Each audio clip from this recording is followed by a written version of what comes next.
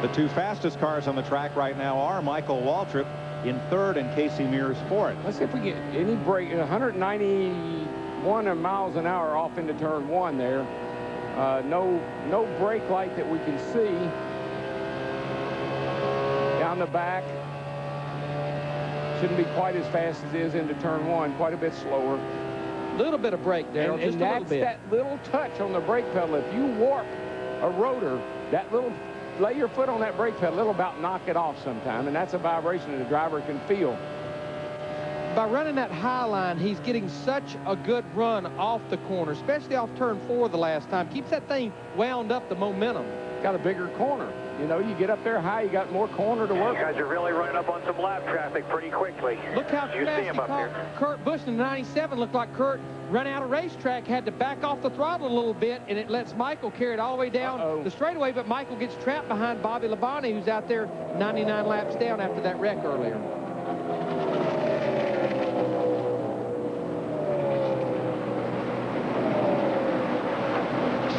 Pit stops before long as Greg Biffle leads Kurt Busch now by 1.6 seconds and Michael Waltrip 2 seconds back.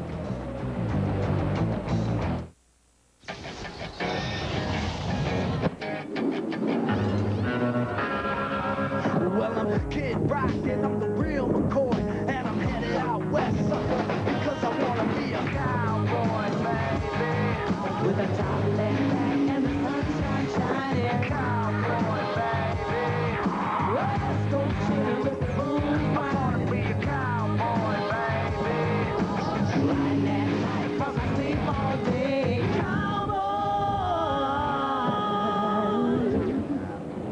You just saw Terry Labonte, the home state favorite, who's just gone one lap down to Greg Biffle.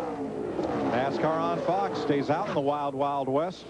Next week, Phoenix International Raceway, first ever Spring Cup race, the Subway Fresh 500, and you'll see it in prime time Saturday night on Fox. That's going to be so cool, that 1 mile racetrack lit up at night under the lights in the desert. Yeah, we've been on the western swing most of the first part of this year.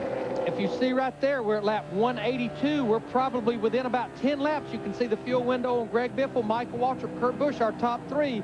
We're at about 8 to 10 laps of a green flag stop. This would be the first green flag stop we would make. This is where that spotter, that driver has to remind that driver, the crew chief remind the driver, no speeding on pit road. Watch your RPMs. And this is a tough place to get on pit road. When you run around the bottom, you got to get that hand up. The spotter's got to tell people around you, we're pitting this time by.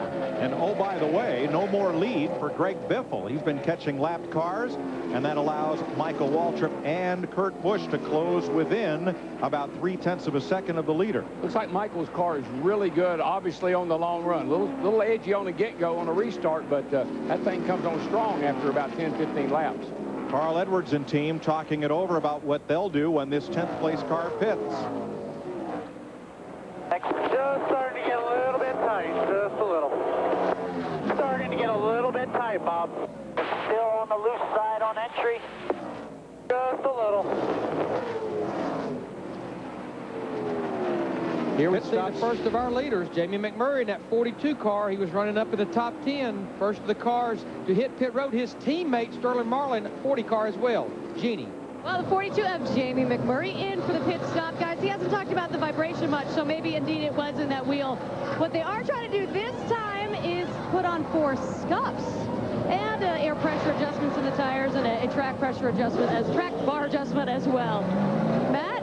The two Roush teammates pit together, the 97 of Busch and the 16 of Biffle. Biffle comes in his pit box a little bit at an angle. They take 2 tear-offs off the windshield. He said the car had gone a little bit to the tight side near the end of the run, but they didn't want to make it an adjustment. He liked it a lot. He's down and away. Steve? Matt, they add wedge to the right rear of Kurt Busch. They've added some air pressure to the right rear. His car had gotten tight. Good stop for the 97. Sterling Marlin, Casey Mears, Ricky Rudd also in, and now Jeremy Mayfield. Dick? Well, the only thing they're adding to Casey Mears' car is 4 tires and fuel. No changes at all to that chassis.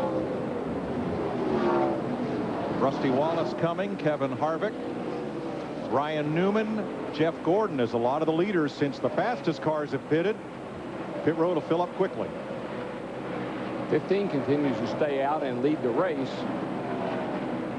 Elliott Sadler in, along with Kyle Petty, Robbie Gordon. Matt? And Jeff Gordon's in. They've already made a chassis adjustment. They were planning on pitting lap 187. He felt like he had just killed the right front tire, and the car was going away fast. He's away as the 20 car, Tony Stewart, makes his way into his pit stall. He had slowly faded to the back end of the top 10. Shaggy Larson already has the red wrench in the back window. He cranks on it. Stewart was loose on entry and loose off. The 88 of Dale Jarrett's also in as well. Jeannie? The 99 of Carl Edwards really getting loose on this run, which means he can't get into the high line where he wants to run. So they're going to make the adjustment to fix that as well. 4 tires as expected of fuel. He's out. Casey Kane in and out, and the leader, Michael Waltrip, comes down pit road along with Mark Martin, Boris Said, Dave Blaney, Dale Jarrett. Dick? And Michael Waltrip drove down pit road at 4,000 RPM. That's the way they monitor the speed of these automobiles. He has been told to be very careful when he leaves his pit stop. They expect to have traffic in front of him. 4 tire change, no wrench going into the back of this car. There shouldn't be. This thing has been absolutely terrific.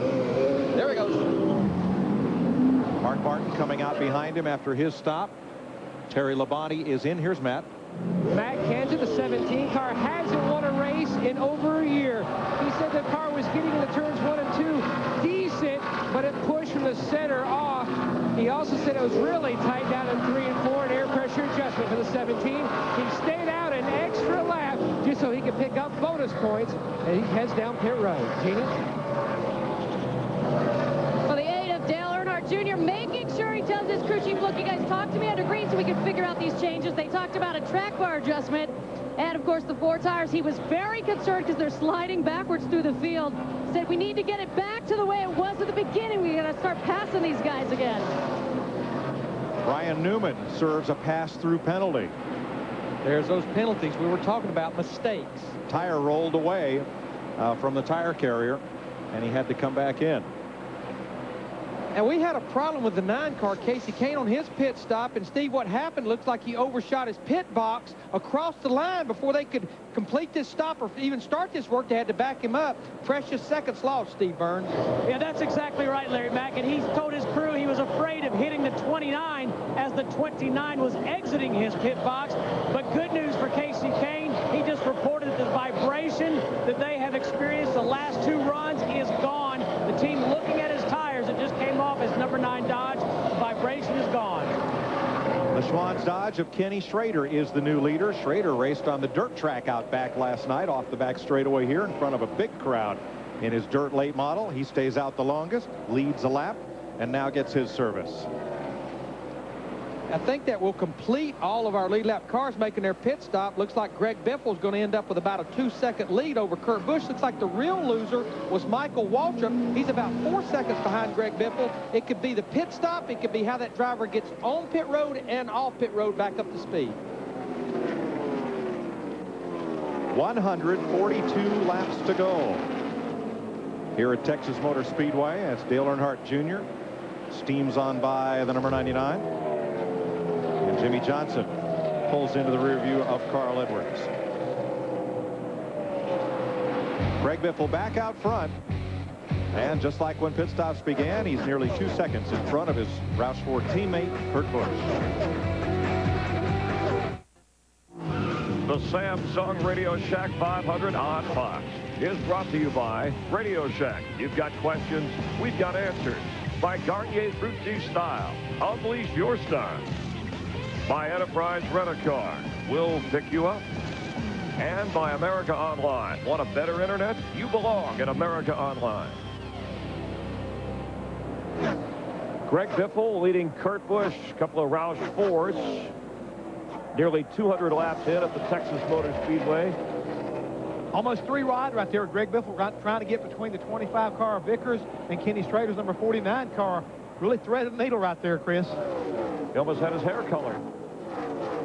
Let's rejoin Mike, Larry, and Darrell. Oh, a little close against the wall. A little close.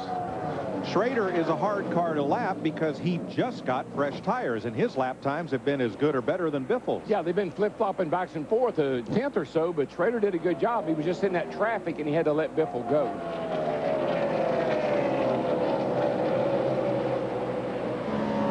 So Biffle 1.3 seconds up on Kurt Busch as we watch from Dale Jarrett looking back where the leader is lurking. One driver who was in the top 5 the first half of the day was Jeremy Mayfield. He's now fallen a lap down. What happened to him, Steve? Well, Mike, on the lap or the stop previous to this one, they put a lot of air pressure in that right rear tire, and it just got crazy loose on him. He couldn't hang on and went straight backwards. And Darrell and Steve, I think that's something a lot of these guys struggle with, is evidently Jeremy's car was pushing, sliding the nose. What those guys did, though, they went, I think, to the wrong end of the race car. They tried to make it turn with the rear of the car, then got it loose. And you got to remember, Slugger Labby and Jeremy haven't worked together all that long. If that driver gets panicky and says this thing is pushing like a dump truck, you got to do something, he did something. She wasn't pushing anymore. See Dale Jarrett, the UPS 88 car, going a lap down. That means now we only have 20 cars on the lead lap as he locks in on Jeff Burton in the 31 car, who was actually running up near the top 10 not too long ago. And Larry, some of those early adjustments from those early caution flags, sometimes you can just over adjust and then you get caught out on some of these long greens, and buddy, you pay the price. A lot of those adjustments were based on short runs. Here's Matt. Mike, Larry Mack, and DW hit on exactly the problem for Ricky Rudd. He's running in the 10th position. His times are within a 10th or 2 of the leader, Greg Biffle, but they over-adjusted on the previous stop, so they had to back it up on this past stop. It had really killed his entry, and it showed on the stopwatch. But right now, they are working their way back to the front. They just lost so much track position in the process. Well, when you're running 200 miles an hour and you're in the turns all the time, I mean, the driver panics. Man, you know, he'll go into another octave. Jeff can tell you that, and you know it too, Larry. And when he does, the crew chief says, okay, we got a problem here. We got to fix it. And I think you talked about it earlier in the show, Darrell. I think the chassis are tight. They're wanting to slide